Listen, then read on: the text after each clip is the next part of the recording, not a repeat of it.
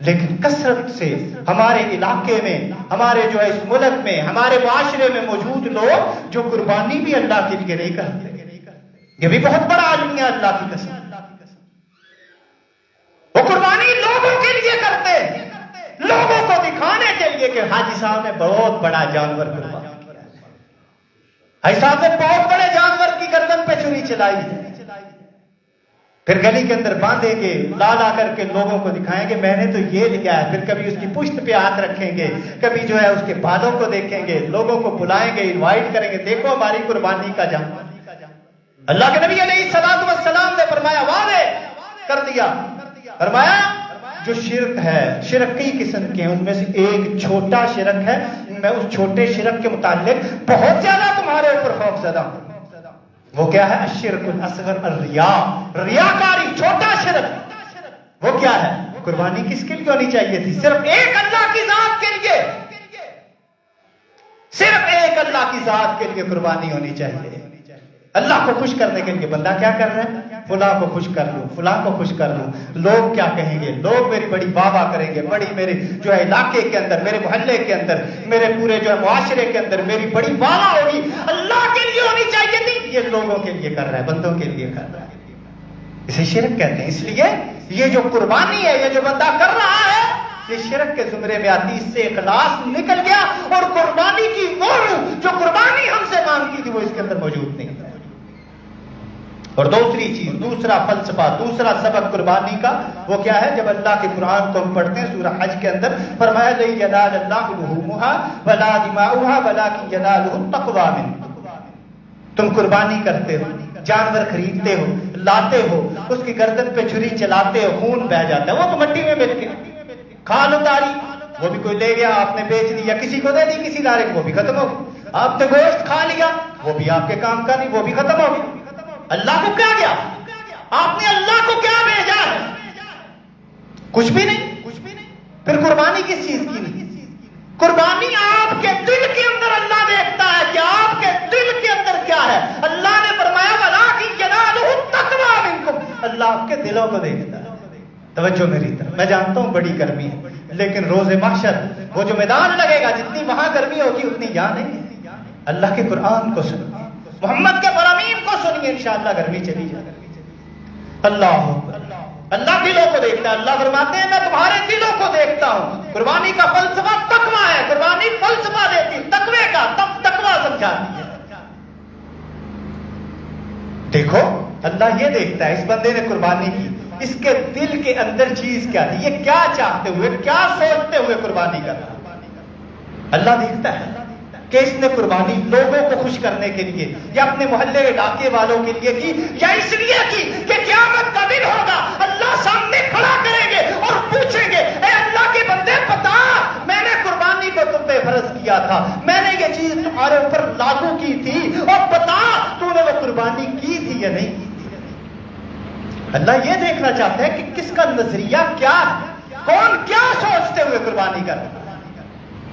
قربانی ہمیں یہ سکھاتی ہے، وہ اللہ کے بندو، یہ جو قربانی کا جانور ہے یہ ہمیں بتلاتا ہے میں اللہ کا جو ہے ایک بھیجا ہوا آسمان سے ایک اللہ کی روح تھا، میں ایک جو اللہ کی مخلوق تھی، اللہ نے مجھے تمہارے سپرد کر دیا، تم نے میری گردن کے اوپر چھری چلا دی، تم نے مجھے ذبح کر دیا، کس لیے؟ اور میں ہو کیوں گیا؟ کس لیے؟ کیونکہ مجھے بھی اللہ کا حکم تھا اور تجھے بھی اللہ کا حکم تھا، تم نے بھی اللہ کا حکم سمجھتے ہوئے مجھے قربان کیا، میں نے بھی اللہ کا حکم سمجھتے ہوئے قربان کیا۔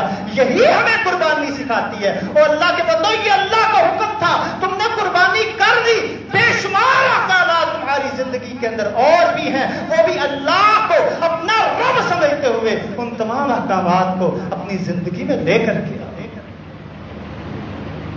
قربانی اور بے شمار عبادات۔ پھر آپ جو ہے روزے کو دیکھیں، کتنی عبادات کا قرآن کے اندر اللہ نے ذکر کیا، ان کا مقصد، ان کا لب، ان کا لباب، اللہ نے قربان ان کو جو ہے تقوی کو رکھا۔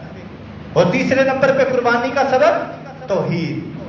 قربانی کا جو سب سے بڑا سبق ہے وہ کیا ہے؟ توحید۔ سب سے پہلے آپ قربانی کے بیک گراؤنڈ میں جا کر کے دیکھیں قربانی کہاں سے شروع ہوتی ہے۔ حضرت ابراہیم علیہ السلام کی زندگی سے شروع ہوتی ہے، ان کی ساری زندگی پڑھے، آپ صرف جانور کو ذبح نہ کریں، اس کے بیک گراؤنڈ میں جائیں کہ یہ جانور کہاں سے ذبح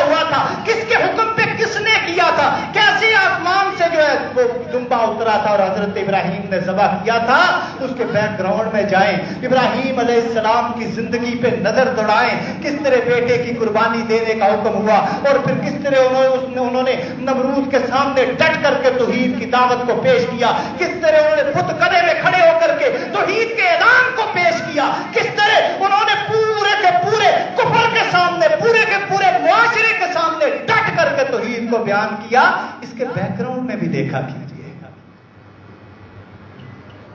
कुर्बानी हमें यह सबक देती है कि मैं तौहीद का एक मुजस्समा, मैं तौहीद से निकली, एक मुआहिद नबी ने मेरी इब्तिदा की। और जब अल्लाह के कुरान को पढ़ते हैं वहां भी यही सबक मिलता है, कुल इन्ना सलाती व नुसुकी व महयाया व ममाती लिल्लाहि रब्बिल आलमीन। ऐ नबी कह दीजिए मेरी नमाज और मेरी कुर्बानी फकत एक अल्लाह के लिए। इसका मतलब क्या है? जिस तरह कुर्बानी आप देते हैं सिर्फ एक अल्लाह के लिए, कुर्बानी हमें यह सिखाती है। इसी आयत के अंदर अल्लाह ने दूसरी चीजों का भी जिक्र किया है। आपकी नमाज भी, नमाज से मुराद आपका झुकना, आपका रुकू, आपका सजदा, सब कुछ सिर्फ एक अल्लाह के लिए होना चाहिए। जिस तरह तुम कुर्बानी सिर्फ एक अल्लाह के लिए दे रहे हो, जब हाथ उठाओगे तो सिर्फ एक अल्लाह के सामने उठाओगे, जब जुबान से दुआ करोगे तो सिर्फ एक अल्लाह से करोगे, जब मन्नत मुराद अजद न्याज सब कुछ सिर्फ एक अल्लाह के लिए तुम्हारी। कुर्बानी का फलसफा, कुर्बानी का सबक जो हमें देता है कि उसमें से एक सबसे बड़ा सबक जो है वो तौहीद है। कुर्बानी हमें तौहीद सिखाती है और उसके बाद कुर्बानी हमें मिल्लत इब्राहिम की इत्तिबा का दर्स देती है। कुर्बानी हमें सिखलाती है कि इब्राहिम अलैहिस्सलाम, क्योंकि अल्लाह के कुरान ने वाज़े तौर पे कहा कद कानत लकुम उस्वतुन हसनतुन फी इब्राहिम, तुम्हारे लिए बेहतरीन नमूना, बेहतरीन सबक इब्राहिम अलैहिस्सलाम की जिंदगी में। कुर्बानी हमें यह सिखाती है अल्लाह के बंदो, मैं इब्राहिम अलैहिस्सलाम की सुन्नत हूं, मुझे इब्राहिम अलैहिस्सलाम की याद को ताजा करने के लिए अल्लाह ने रहती दुनिया तक के लिए मशरू कर दिया।